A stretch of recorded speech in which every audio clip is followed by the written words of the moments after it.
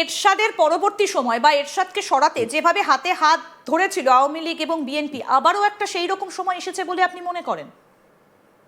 যদি জামাত বা ইসলামী জঙ্গিবাদ মানে বিশেষ করে যদি এরা তীব্রভাবে মাথা চাড়া দিয়ে ওঠে, তাহলে এটা সম্ভব। তাহলে অবশ্যই বাংলাদেশের এই দুইটি বৃহত্তর দল, তারা অনেক তাদের বিরোধিতা আছে, এমনকি ভারত নিয়েও তাদের অপোজিট চিন্তা আছে 180 ডিগ্রি উল্টা। তারপরে তারা ঐক্যবদ্ধ হতে বাধ্য হবে, কারণ দেশের অস্তিত্ব আগে, তারা বাধ্য হবে। আপনি দেখেন যে একটা সময় তারা এরশাদকে হঠাতে যদি তারা ঐক্যবদ্ধ হয়ে থাকে, তাহলে বাংলাদেশের জঙ্গিবাদ হটানোর জন্য কেন তারা ঐক্যবদ্ধ হবে না? আপনি দেখবেন ঠিক। বিগত দিনে, গত 3 মাসে বা 2 মাসে বাংলাদেশের জাতীয়তাবাদী দল বিএনপি, এরা যেভাবে স্বাধীনতা বিরোধীর বিরুদ্ধে বয়ান দিয়েছে, তারা আজ পর্যন্ত এই গত তাদের প্রতিষ্ঠিত হওয়ার 40, 50, 45 বছরে এইগুলো ভাষণ তারা দেয়নি। তারা এইভাবে জামাত বিরোধিতা করে নাই, তারা এইভাবে স্বাধীনতা বিরোধীদের সমালোচনা করে নাই, যারা এবার মাত্র 2 মাসে তা করেছে। আপনি সেগুলো ডাটা দেখলেই পারবেন। সুতরাং যদি জঙ্গিবাদ তীব্র, যেমন ওই যে বললাম, কোনো কারণে যদি বিএনপি মনে করে যে জামাত তার পরিণতি বেনজির ভুট্টোর মতো করতে চায়, তাহলে অবশ্যই তারা আওয়ামী লীগের কাছে সহযোগিতার হাত বাড়াবে, কোনো সন্দেহ নেই। কারণ আপনাকে তো গণতান্ত্রিক রাজনীতি করতে হবে, টিকতে হলে। আপনার দলই যদি টিকে না থাকে, আপনি গণতন্ত্রই যদি না থাকে, দেশ যদি না থাকে, আপনি রাজনীতি কার সাথে করবেন? তখন তারা ঐক্যবদ্ধ হওয়ার সম্ভাবনা রয়েছে বলে আমি মনে করি। ঠিক ঠিক, কিন্তু এই জায়গাটাই যে বারবার করে যে আপনি বলছেন যে বাংলাদেশে এই মুহূর্তে জঙ্গিদের হাতে রয়েছে, কারণ প্রচুর জেহাদিদের ছেড়ে দেওয়া হয়েছে জেল থেকে গত 1.5 বছর সময়, আমরা সেটা দেখেছি।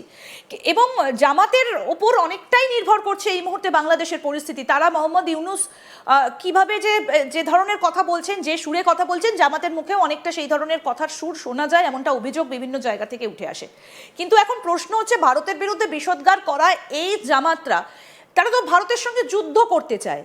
যে ভারত বাংলাদেশটাকে জন্ম দিয়েছে 1971-এ, লিটারালি হাতে করে একটা দেশের জন্ম দিয়েছে ভারত, সেই জায়গায় দাঁড়িয়ে এই যুদ্ধটা বন্ধ করতে কি তারেক কি এখন ভরসা? মানে বাংলাদেশে যুদ্ধ এড়াতে এটাই কি ভারতের একটা বড় ধামাকা বলতে পারেন? আমি এটা আংশিক সত্য। আমি মনে করি না যে তারেক রহমান ক্ষমতায় আসলেই ভারতের সাথে বাংলাদেশের যুদ্ধ বা সংঘর্ষের সম্ভাবনা কমে যাবে। কমে যাবে কিছুটা, কিন্তু সম্ভাবনা আপনি এড়িয়ে একেবারে ফেলে দিতে পারেন, উড়িয়ে দিতে পারেন না। হতে পারে, কারণ জামাত হচ্ছে অত্যন্ত একেবারেই হিপোক্রেট। এরা এত সূক্ষ্মভাবে আসবে যে এরা যে কোনো মুহূর্তে বিএনপির ভিতরে ঢুকে, এরা প্রয়োজনে বিএনপির সাথে মিশে যাবে। বা এদের কিন্তু ছাত্রলীগের ভিতরে যেমন শিবির লুকিয়েছিল, বিএনপির ভিতরে অনেক এরকম জামাতি লোক ঢুকে আছে। তারা যে কোনো সময় তার বিএনপির মধ্যে প্রবেশ করেই ভারতের সাথে একটা যেটা আমরা কামনা করি না, যুদ্ধ বা সংঘর্ষের দিকে নিয়ে যেতে পারে। কিন্তু আমার ধারণা তারেক রহমান এই ঝুঁকি নিবেন না। কারণ হচ্ছে যে ভারতের সাথে যদি কেউ এরকম কিছু ঘটায়, তাহলে এই দেশের অর্থনীতি, এই দেশের রাজনীতি, এই দেশের শিল্প প্রতিষ্ঠান একেবারে ধ্বংস হয়ে যাবে। তো যখন একটি অর্থনীতি ধ্বংস হয়ে যাবে, তখন আপনাকে প্রধানমন্ত্রী হিসেবে কেউ তো দেখতে চাইবে না। সুতরাং তারেক রহমান এই ঝুঁকি নিবে বলে আমার মনে হয় না। কিন্তু জামাত ষড়যন্ত্র করতেই থাকবে, ষড়যন্ত্র করতেই থাকবে। আপনি দেখবেন বিএনপি এই দেশে যতগুলো ভয়ঙ্কর কার্যকলাপ করেছে, তার পিছনে বিহাইন্ড দ্য স্ক্রিনে কোনো না কোনো ভাবে জামাত ছিল। আপনি জানেন যে সেই 2001-এ যখন জামাত আর বিএনপি একই সাথে ছিল, জামাতের 2জন মন্ত্রিত্ব ছিল, যারা স্বাধীনতা বিরোধী এবং মানবতা বিরোধী অপরাধে তাদের ফাঁসি হয়েছে, তারা এখানে মন্ত্রিত্বে ছিল, তাদের সাথে দর মরম ছিল। তারা এমনও ছিল যে তারা ঘোষণাই দিয়েছিল তারা মায়ের পেটের ভাই, এরকম ঘোষণা দিয়েছিল। তারা আত্মা এগুলো বলেছিল। সুতরাং তারা বিএনপির উইক পয়েন্ট গুলো তারা জানে। তারা যে কোনো সময় যে কোনো কিছু ঘটাতে চেষ্টা করবে। কারণ তারেক রহমানের পরে জামাত যার কোনোদিনই ক্ষমতায় আসবে না, তারাও ভালো করে জানে আওয়ামী লীগই ক্ষমতায় আসবে। কারণ বাংলাদেশে আপনি যাই বলেন না কেন, এখনো বাংলাদেশের এই বিএনপি এবং আওয়ামী লীগের ধারে কাছে নাই জনপ্রিয়তা। জামাতকে আপনারা যতই এই মুহূর্তে দেখতেছেন অনেক বড় মনে হচ্ছে, এটা অনেকটা ফানুসের মতো, বেলুনের মতো। অনেক বড় বড় লম্পঝম্প তো করছে এবং অনেক বড় বড় বিষোদ্গার করছেন। দাদা, আমি আপনার কাছ থেকে জানতে চাই যে তারেক রহমান বাংলাদেশে ফিরেছেন বেশ কয়েকদিন তো হলো, 4-5 দিন 6 দিন তো। শুক্রবার তিনি দেশে ফিরেছেন এবং তারপরে বৃহস্পতি শুক্রবারের পর থেকে বেশ কটা দিন হলো। কিন্তু এখন প্রশ্ন হচ্ছে যে তারপরে, মানে তারেক রহমান ফেরার পরে, গত সপ্তাহে তারেক রহমান ফিরেছেন, 4-5 দিন 6 দিন হলো, তারপরে মোহাম্মদ ইউনূসের কোনো বক্তব্য বা তার কোনো রকম কিছু কি প্রকাশ্যে এলো? কিছু তার বক্তব্য কি সামনে এখনো পর্যন্ত এলো? তিনি কি ভয় পাচ্ছেন, বা তিনি কি পালানোর চেষ্টা করছেন, বা লুকোচ্ছেন কি? তারেক রহমান আসার আগে আমি বলেছিলাম যে যেই দিন এই দেশে নির্বাচনী তফসিল ঘোষণা করা হবে, আর যদি বিএনপির ভারপ্রাপ্ত চেয়ারম্যান তারেক রহমান দেশে প্রবেশ করতে পারে, তাহলে এরা বেকার হয়ে যাবে। তারা এখন ভয়ে আছে যে কোনো সময় তাদের চলে যেতে হবে। কারণ তারেক রহমান যখন দেশে ঢুকেছে, আপনি দেখবেন যে জামাত কিন্তু চুপ হয়ে গেছে। কারণ জামাত যখন তার তার মিছিলটা দেখলো, তাকে যে সংবর্ধনা বিএনপি দিল এবং সরকার তাকে যেভাবে নিয়ে আসলো, যেভাবে তাকে নিরাপত্তা বেষ্টনী দিল, তখন জামাত বুঝে ফেলেছে যে তাদের সাধের যে ক্ষমতার কুর্সি, সেটা তাদের হাতছাড়া হয়ে গেছে ওই দিনই।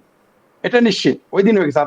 আর ডক্টর ইউনূস যে ওই যে লন্ডনে গেলেন, তাদের যে একটা গোপন সমাধা হয়েছে, একটা চুক্তি হয়েছে, নিঃসন্দেহে এখন বোঝা যাচ্ছে তারেক রহমানের সাথে যে দেখা করতে গিয়েছিলেন, তাদের সাথে একটা হিডেন কোন চুক্তি হয়েছে, যেগুলো এখনো প্রকাশ হয়নি। হয়তো সামনে আমরা জানতে পারবো।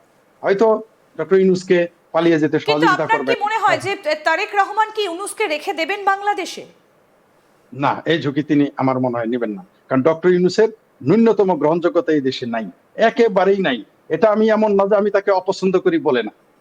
আমি সমালোচক হিসেবে বলতেছি না, বিইং এ বাংলাদেশি সিটিজেন, একজন সাধারণ নাগরিক হিসেবে যদি বলি, তার ন্যূনতম গ্রহণযোগ্যতা নাই। এমনকি যখন বিএনপি ক্ষমতায় চলে আসবে, এই ইউনূসের বিরুদ্ধে জামাত দেখবেন ইউনূসের বিরুদ্ধে কথা বলবে, এই ইউনূসকে তারা গালাগালি করবে। আর এখানে তিনি কেউ কেউ মনে করতেছে তাকে প্রেসিডেন্ট বানাবে বা একটা পদ দিবে, এটা হবে না, এটা বাংলাদেশের মানুষ মানবেই না। তারেক রহমানও এই ঝুঁকি নিবে না। কারণ তারা জানে ইউনূসকে যদি বাংলাদেশে থাকতে দেয়, তাহলে এর যত অপকর্ম আছে সব দায়ভার বিএনপিকে নিতে হবে। কারণ তারেক রহমান আসার আগে যে সমস্ত ঘটনাগুলো এই দেশে ঘটেছে, ডক্টর ইউনূসের আমলে যত হত্যা, খুন, আপনারা কল্পনাও করতে পারবেন না। আপনারা শুধু তো দেখতেছেন যে সংখ্যালঘু নির্যাতন হচ্ছে না।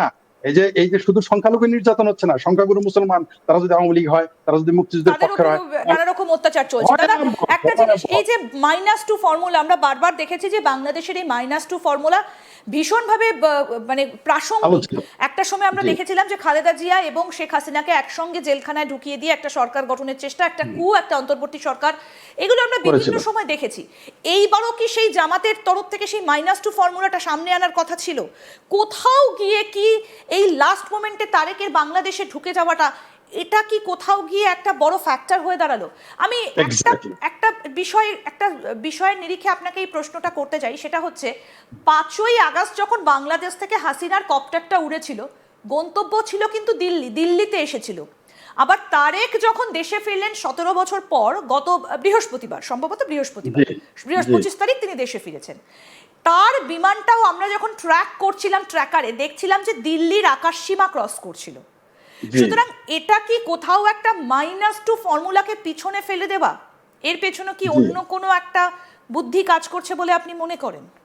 অবশ্যই বাংলাদেশে সেই সময় যেমন খালেদা জিয়া এবং শেখ হাসিনাকে পাশাপাশি ঘরে গৃহবন্দী করে রেখেছিল, আপনারা দেখেছিলেন।